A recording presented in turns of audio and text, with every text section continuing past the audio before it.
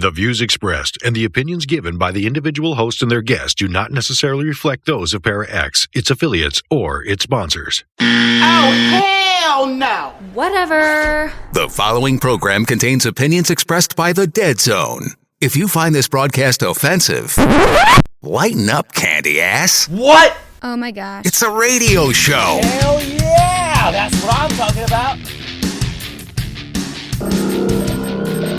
Power up request received. Initiating systems. Powering up transmitters. Welcome to the Dead Zone. Wait a minute. Kill this.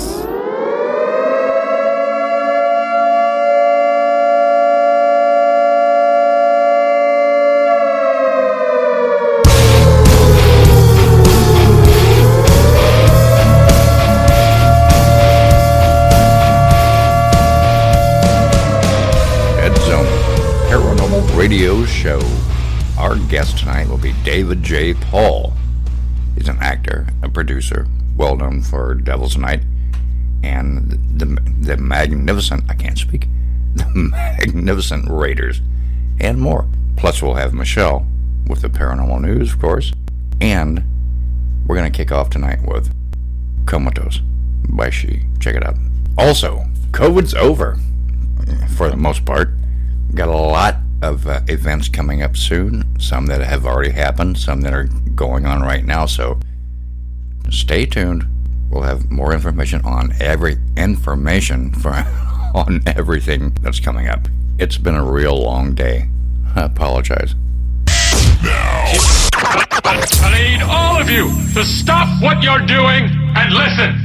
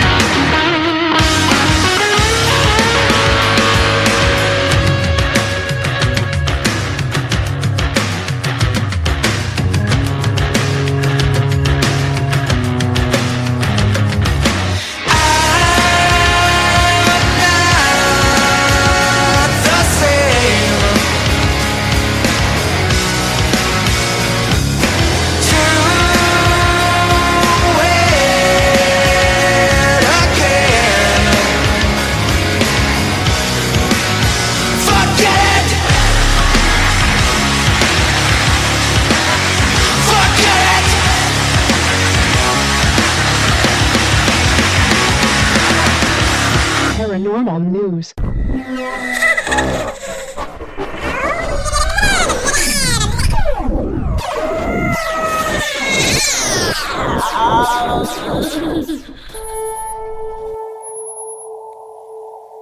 Coast to Coast AM article, former director of national intelligence hints at revelatory UFO report. Dated March 22nd, 2021, written by Tim Banal. In a recent interview with Fox News, former Director of National Intelligence John Ratcliffe shared insights on the UFO phenomenon and suggested that a forthcoming government report on the subject could contain significant revelations. His intriguing comments were made during a conversation with Maria Bartiromo this past Friday evening, positing that the former Trump administration official saw the most intelligence that anyone has ever seen other than the president. The host noted that the government is required to issue a report on UFOs to the public later this year and asked Ratcliffe if such strange objects have been seen. Although he chuckled when Bartiromo initially broached the topic, the former DNI offered a serious response, saying that the government has lots of reports about what we call unidentified aerial phenomena. He went on to confirm that the government will be issuing a proverbial UFO report in a few months, and claimed that he wanted to get this information out and declassified before I left office, but was unable to pull off such a feat. Frankly, there are a lot more sightings than have been made public, Ratcliffe said, explaining that these reports come from Navy or Air Force pilots or have been picked up by satellite imagery. These puzzling objects, he revealed, engage in actions that are difficult to explain, move in a manner seemingly impossible by current technology, and exceed the sound barrier without a sonic boom. Ratcliffe revealed that there are quite a few of those incidents on record and postulated that information on these cases is being gathered and will be put out in a way that the American people will see. As for what could be behind these inexplicable sightings, he indicated that when we see these things, we always look for a plausible explanation, citing weather effects or potential foreign technology, but conceded that there are instances where we don't have good explanations for what we have seen. Pressed by Bartiromo for more information on where these objects have been seen, Ratcliffe marveled that there have been sightings all over the world. Dismissing the notion that such reports come from a solitary witness, he clarified that usually we have multiple sensors that are picking up these things. Ultimately, the former DNI mused that I think it'll be healthy for as much of this information to get out there as possible so that the American people can see some of the things that we've been dealing with. Fortunately, we won't have to wait all that much longer to see what, if anything, gets revealed to the public, as the government report on UFOs is set to be released on June 1st. So if you have any proof of UFOs, any proof of UFOs, whether you have pictures, videos, you have a story that you'd like to share, email me at michelle.deadzone@gmail.com. That's michelle.deadzone@gmail.com. The worms crawl in, the worms crawl out, they crawl all over your dirty snout, your chest. My name is David Walton. I am a vocal performer for What Are You Afraid Of? Horror and Paranormal show. And I have carried the burden of a terrible secret. I am actually what is offensively called a ghost. For years now I have concealed my ectoplasmic existence from my friends and family, in fear of a common prejudice against ghosts, or what we like to call the disembodied. I have existed frightened of being discovered, unable to do physical acts that the embodied take for granted, such as walking a squirrel, or drinking a glass of vitamin E milk fresh squeezed from a whale. I grew depressed and even considered acts of self-harm or reincarnation, which is suicide for the disembodied. Such movies as Ghostbusters and its sequels drove my feelings of disenfranchisement, and I began looking for help, only to encounter painful exorcisms in the houses I haunted. Then I met two good people it says here. Fox and Phil, at What Are You Afraid Of? Horror and Paranormal. And they help me take control of my own life. Now, it is my choice whether I wish to make phantom bounds in the night, appear at the foot of your bed in darkness, or make your walls bleed. If you are a disembodied person like I am, and you're living a lie, What Are You Afraid Of can help you too. They are on at 9 p.m. on Friday nights at Para X Radio, leaving plenty of time for midnight haunting activities, and can be found on all major podcast services. Listen to their paranormal stories, interviews, humorous sketches and horror fiction to know that you are not alone. And if you are a member of the embodied, don't forget, you are only a single heart attack or tumour away from becoming one of us. This is David Walton. See you on the other side, or as I call it, this side. And that is the end of a perfect day.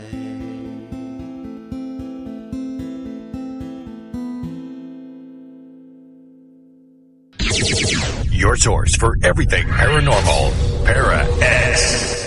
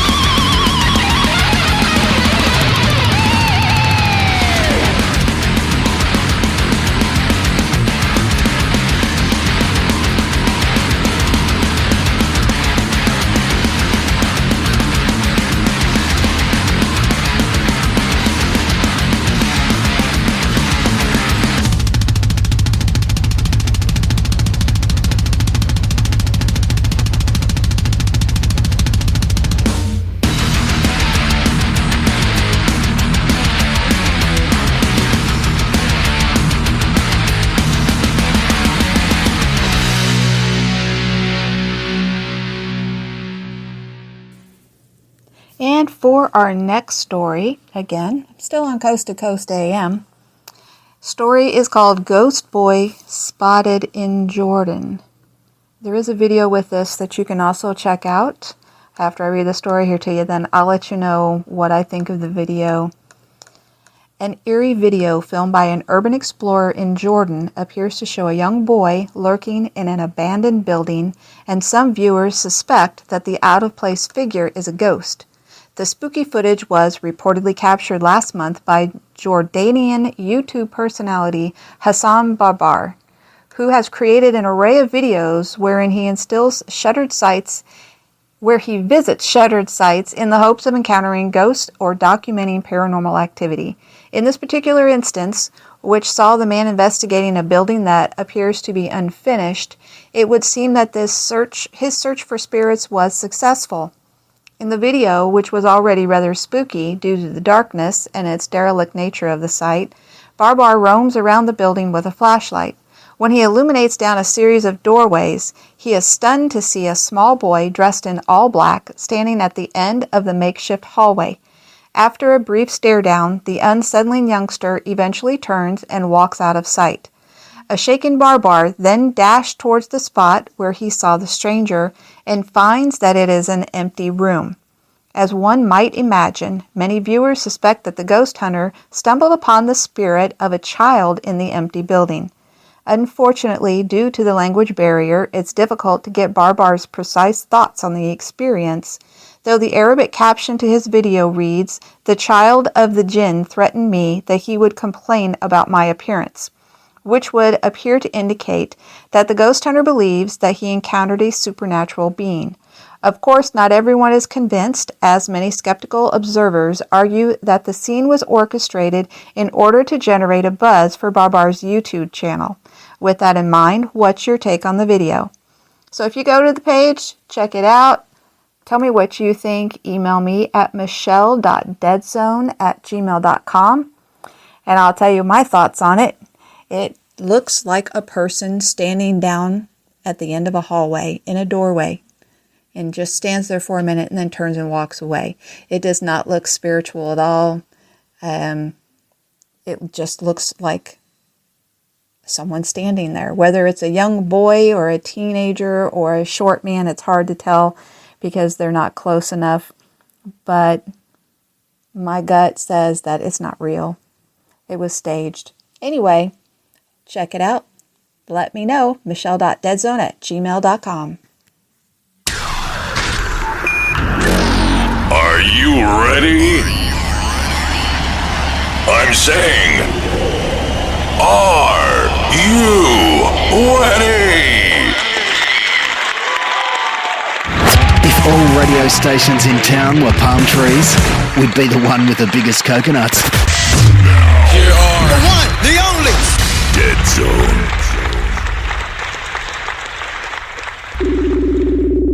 Hello? Hello, David. Hello? Hello. Hello. Can you hear me? Yeah, I can hear. Okay, like I said, I apologize. We're going to have an 8-second delay, but welcome to the show. David J. Paul. Thank you very much. Well, glad to have you. David J. Paul, actor, producer, known for Devil's Night and the Magnificent Raiders and more. Tell us a little bit about what's going on, man. Well, go in the other room, please. I'm sorry, my kids are here. I'm trying to get them out of here. It's all right. No problem. I understand. Well, I've been in the industry for roughly around 4 years, starting at 2017 and 18, and then I took a break because I was from New Jersey. I moved to Florida, so I had to take 2 years off because I had to settle into the new state. I have 3 little kids, so I had to focus on family, make sure everyone's secured. And then this past January, I started hitting the industry at full speed ahead. And I have a lot of work all the way booked up to currently the year 2024 now. I have, I did a whole bunch of movies just recently. I did Bloody Nun. It's a horror film that was really good. That's coming out hopefully next month sometime. I did another horror film called Amityville Thanksgiving. Oh, really? Which I play a private investigator. That's coming out soon also by the same director, Will Colazzo, his name is. Really good director, really talented. And then I jumped right after that into a very big feature out in Texas. It was called Devil's Night. Right. Devil's Night, I play one of the lead supporting characters throughout the whole film. I play one of two brothers that wants revenge on this creature called the Bone Devil, which slaughtered my, whole family. So my brother and I go to the king when he sent out a long, I need help kind of thing for the 8 bravest knights that he could find from all over the world. And when they actually found them, my brother and I actually demanded that we ride along with the Lost Blades because we have revenge at hand. So that whole quest is a great horror fantasy medieval timepiece. It's starring Kevin Sorbo, Angie Everhart, Daniel Baldwin, Eric Roberts. So it's a good star-studded cast. It's very entertaining. It's going to be out everywhere, hopefully before next year. And then I have a whole bunch of other projects coming up. Like you mentioned, the Magnificent Raiders of Dimension War 1. Right. That's going to be a very, very big budget film. It's a animated feature film with a voiceover role. Right. That's going to be turned also related to a video game. Oh, that's cool. And that has a huge star-studded cast. Also, there's people like Gigi Egley from Farscape. There's Tom Sizemore, Bei Ling from the original Crow with Brandon Lee. It's Terry Funk, WWE Hall of Famer, who plays one of my partners in the movie. I pretty much play this character named Mel No Deal DiPolo. He's a starship captain. He's an outlaw pretty much, and my character, unfortunately, he gets himself in unexpected trouble a lot on a lot of dealings that I do. Right. So that's a really, really cool character. Also, it's going to be setting up for a series which is going to be based on 8 books. It's a long animated feature, so it's going to be something that a lot of people are going to be really, really excited to watch. And there's the video game that's going to be called Dragonfly Escape from Deneb 4. That's going to be based off of the animated feature film. So my character is going to be in a lot of those too. Right. Just a whole bunch of stuff, man. You've been it's busy. A blast so far. Yeah, you've been busy. It seems like. Yeah. Busy, but it's good busy. It's good busy. Yeah. What got you into the industry? What got you wanting to act? So the cool thing about this is, I would say in 2009, I was living in New Jersey at the time, and I was into the sport of bowling. Yeah. So what happened was, in that same year, I turned professional in the sport of bowling.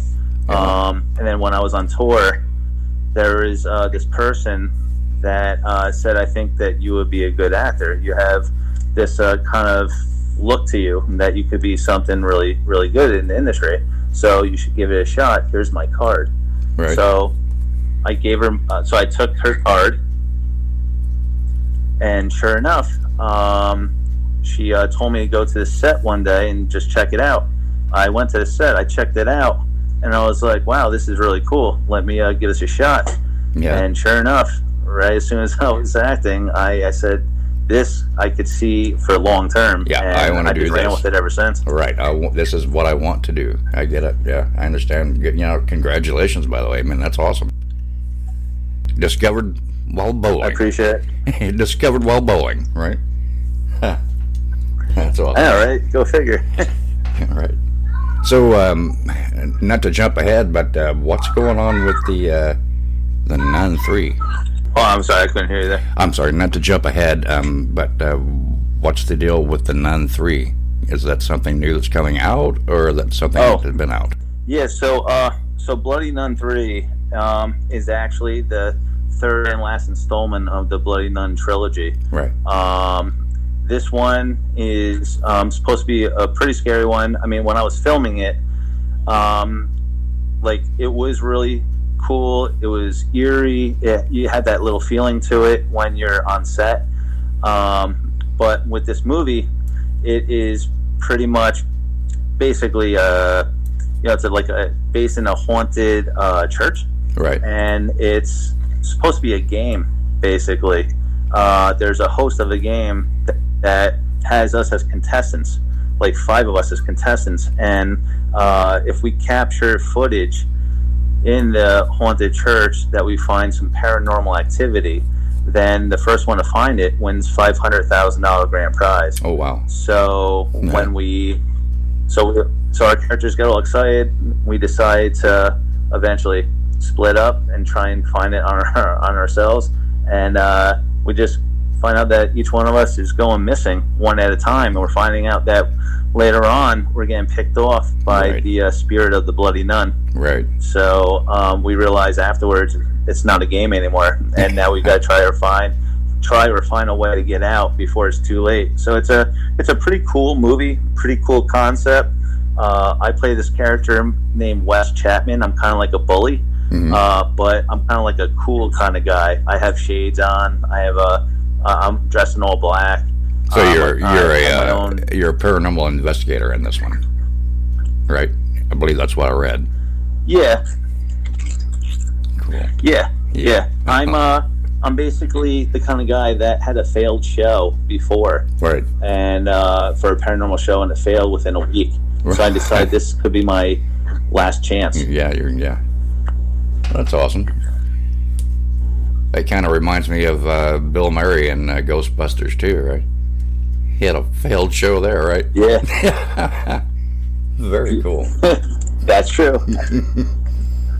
So, I mean, you've got everything going on, and man, I mean, is there anything that you would like to do, like a teaser that we haven't already, or do you want to keep things under wraps for right now? Well, I mean, there's some stuff that is coming out. My friends and I, we decided to start our own production company. Okay. It's called Two Brothers Productions. Okay. And what I mean by Two Brothers Productions, it's a good friend of mine named Matt Vasquez and myself. We grew up together as really close friends, and we just had this special bond that it's like an older brother, younger brother type kind of bond. So we decided that when we got into the movie industry, let's just make really cool movies and start our production company called Two Brothers Productions.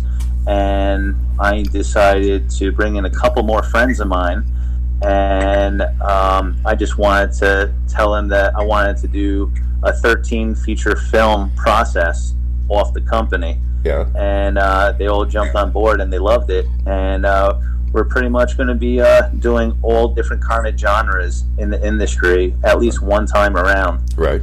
Until we hit to the 13th and final film. Right. And the 13th and last film, I want it to be like a Friday the 13th type slasher movie. Oh, that'll be even cool. Better. That'll be very cool.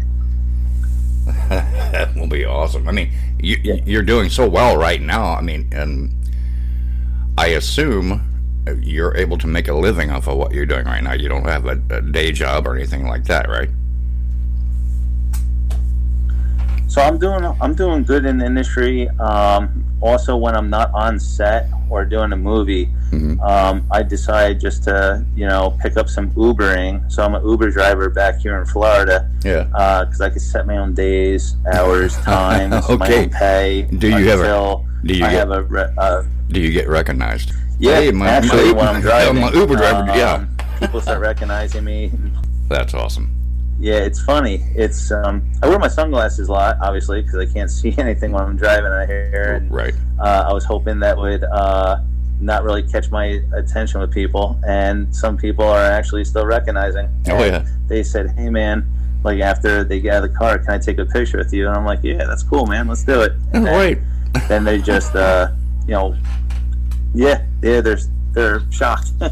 Well, like you said though, you wear your sunglasses, but as this paranormal investigator in the Bloody Nun 3, sorry, even on the cover art, you have your sunglasses on. Yeah. They want me to have this kind of style to my characters. Right. That I guess they like it and how it looks on camera. Right. So right. I don't ask questions. I just do it. Just do it. And I bring the characters to life as best I can. Right. Yeah. It looks cool, man. It looks really awesome. You know, the Nun 3, is that not out yet? It's still in production or post production, or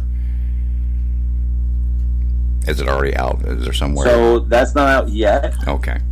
No, it's not out yet. Okay. It should be coming soon. I know that Amityville Thanksgiving might be coming out sooner, but I'm not 100% sure.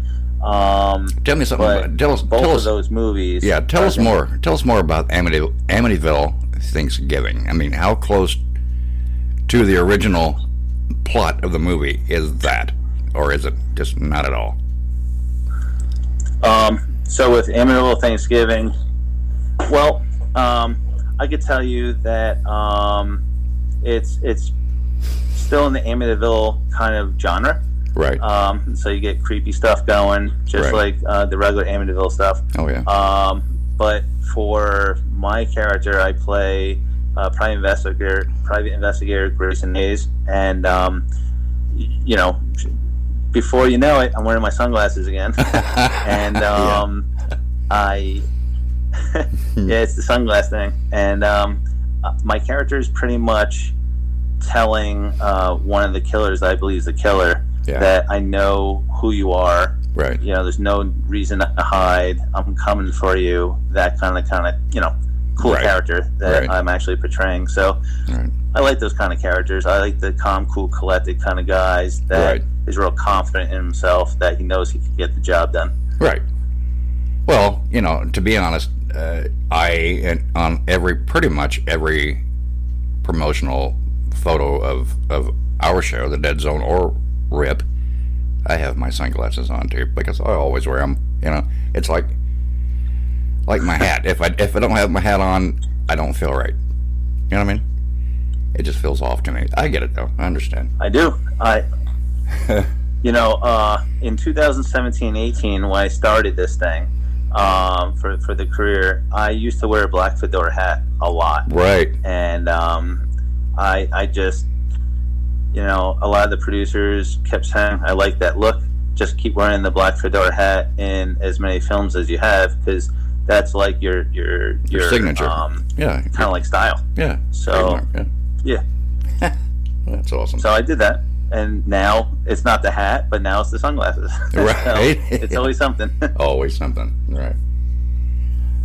All right, man. Is there anything else that you want to get out there and let everyone know before we have to go? I mean, I know we're going to cut it short, and I apologize for that, and we're going to have you back if you don't mind.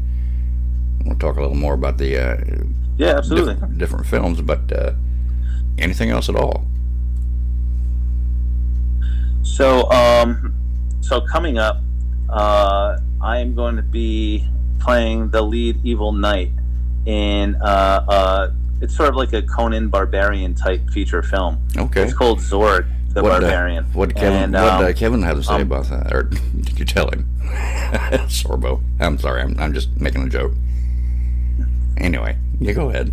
That's fine. It's quite right. Go ahead. Yeah, the Zorg the Barbarian, it's based on a trilogy, and that's a really cool one because it reminds me of Devil's Night. With me coming from the sword fighting. Right. It's the same thing, but Zorg the Barbarian, and I play the lead evil knight, and evil sorceress tells me I have to protect the sorceress from Zorg the Barbarian and his friends, and pretty much the whole movie is me being the protector. But there's this King Drexel, his name is, which I have cast by a good friend of mine, Robert Stanley, who also played my leader in Devil's Night. So we're kind of like reprising the same kind of roles in a way, except instead of Devil's Night, it's now the Zorg the Barbarian. So it's pretty cool. And like I said, they're going to be building it up for a trilogy. It's going to be a lot of fighting, a lot of war, a lot of cool fantasy stuff. So that's something to look out for. I also have a couple things in January. I'm going out to California to star in a couple of really big films with some A-listers in a couple Westerns. Oh, cool. I can't give out the details currently now. Right. But so I'm chasing down some of these really bad outlaws, and one of the celebrities that's the lead of it, I have to chase him down, and that's going to be a very big one. That's a sequel to one of the originals that's already out on Netflix. Oh, so very cool. We have a lot of things in the works. Yeah, very a cool. lot of big things. So we're really excited. All right, David, do you have a website that anyone can go to and just browse your career and what's going on with you, or nothing like that? Yeah. They can always look up on IMDb. They can look up David J, the letter J, period, Paul. Right. Paul. Right. And I have a lot of my work on IMDb that I already did in the past, what is filming now, and what's coming out in post-production later. Okay, that's cool. But no, like of course you have your Facebook page, but no website. I have a lot of that stuff. Okay, but everybody could keep up with my work on. I'll be announcing no website yet, but that's also in the process because we just started our company just very recently. Right. So right now that's going to be in the works. Right. But that should be up shortly as well. All right. But other than that, we have a lot of stuff coming up. So a lot of stuff. All right, you guys, keep a watch out for David J. Paul. Already has great films out there right now, and more in the works. So we appreciate you I'm sorry, I can't talk. We appreciate you coming on, and we hope you will come back. Hello, you still there? Yeah. Oh, thank you very much. Thank yes. Wait, okay, we're gonna have you back. Okay. All right, Dave. Yes. No problem. Okay. Yep. Talk to you later. Good night. Good evening. I am Sammy Terry, and you're listening to The Dead Zone. Your source for everything paranormal, Para X.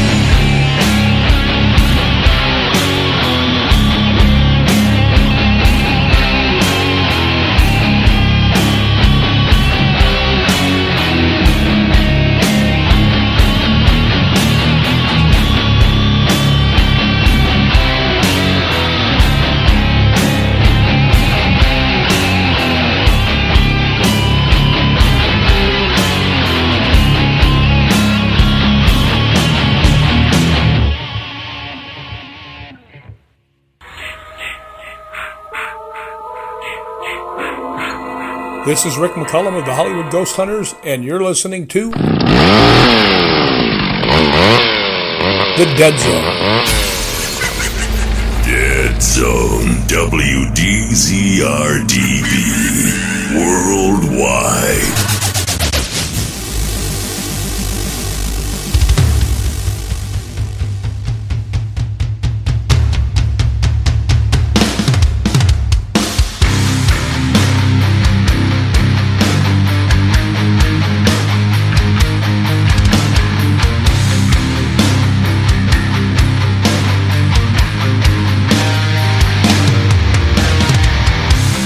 All these reasons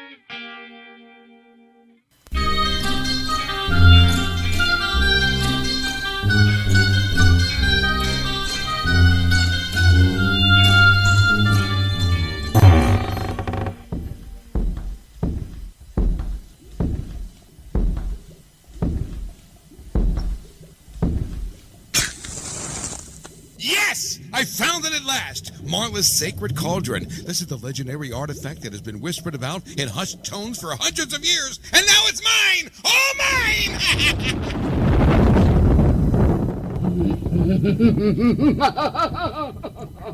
Who dares defile the sanctity of my castle walls? Step away from the cauldron, you impertinent, muddy-mettled maltworm. Never! I've spent half my lifetime trying to discover your age-old secret of stirring the cauldron! Oh, for Merlin's sake, that's no deep, dark secret. Just tune into the Para X Radio Network Thursday nights at 9 o'clock Eastern for more cauldron stirring than you can shake a wand at.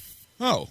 Well, in that case, I guess I don't need to take up any more of your time, so I guess I'll be going. Not just yet. We've got a little unfinished business to take care of.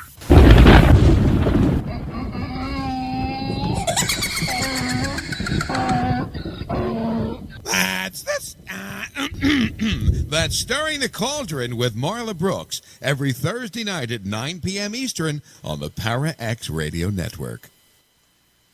If you've enjoyed this episode, share it with your friends. This is the Dead Zone Paranormal Radio Show. Thanks for listening.